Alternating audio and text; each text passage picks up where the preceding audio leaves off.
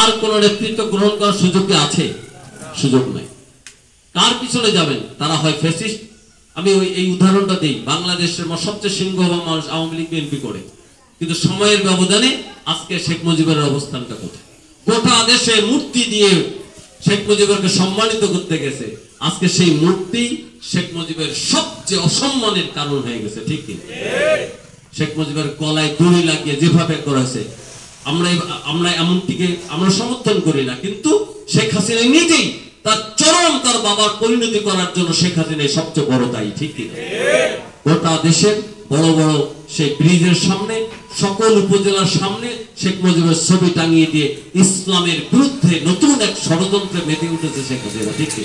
তাই আজকে চরম পরিণতি, চরম আজকে মানে বাস্তবতার সম্মুখীন আজকে আওয়ামী লীগ, শেখ হাসিনা নিজেই। ঠিক কিনা? প্রিয় ভাই, আমি যে কথা বলতে চাই, আসুন আর ইসলামী আন্দোলন মানে মানুষের আন্দোলন করবেন, রাজনীতি করবেন, এতে লাভটা কি?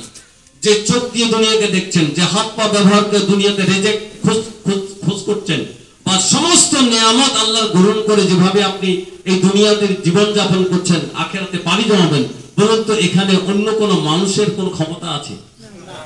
আপনার জন্ম, আপনার বেড়ে ওঠা, আপনার রিজিক, আপনার সম্মান আল্লাহ তাআলার পক্ষ থেকে যে নিয়ামত আল্লাহ দিয়েছেন, এই জায়গায় কারো অংশীদারিত্ব আছে?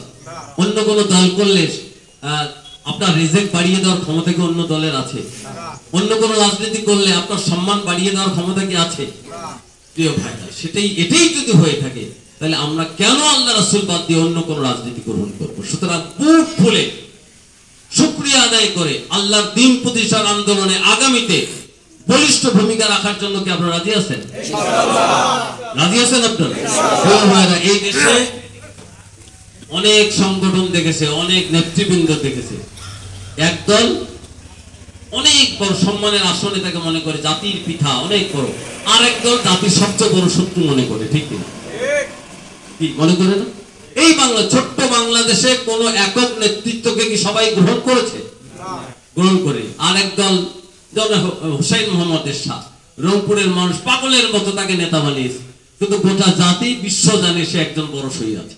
কিন্তু শেখ হাসিনা আসার পর এরশাদকে আর স্বৈরাচার বলার মানে বলতে আমার নিজেরও খারাপ লাগে।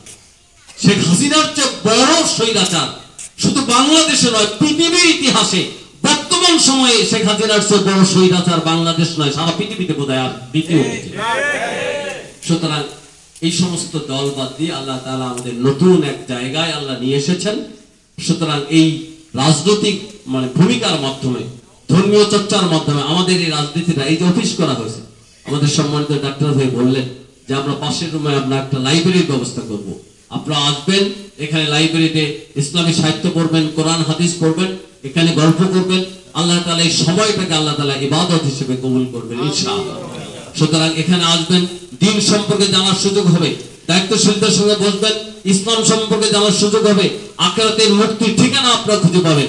এই অফিস ব্যবহার করা হবে দ্বীন চর্চার জন্য, দ্বীনের প্রশিক্ষণ দেওয়ার জন্য, আদর্শ মানুষ বানাবার জন্য, জালিমদের বিরুদ্ধে, জুলুমের বিরুদ্ধে ন্যায়, সত্য এবং কল্যাণের পথে তৈরি করবার জন্য এই অফিস ব্যবহার করা হবে। প্রতিনিয়ত কোরআনের প্রশিক্ষণ দেওয়া হবে, প্রতিনিয়ত আল্লাহ রাসূলের পথে চলবার প্রশিক্ষণ দেওয়া হবে। সুতরাং এটি হবে আল্লাহ সন্তুষ্টির পথে এগিয়ে যাওয়ার একটা ঠিকানা। ঠিক কিনা? সুতরাং আমি আপনাদেরকে অনুরোধ করব, ইসলামী আন্দোলনকে অন্তর দিয়ে ভালোবাসতে হবে, ইসলামী আন্দোলনকে অন্তর দিয়ে গ্রহণ করতে হবে, আর নিজের মান উন্নয়নের জন্য আমাদেরকে চেষ্টা চালাতে হবে। নিজেদের মান উন্নয়নের মাধ্যমে আল্লাহ তাআলার প্রিয় গোলাম হওয়ার চেষ্টা করতে হবে। আমাদের নামাজকে সুন্দর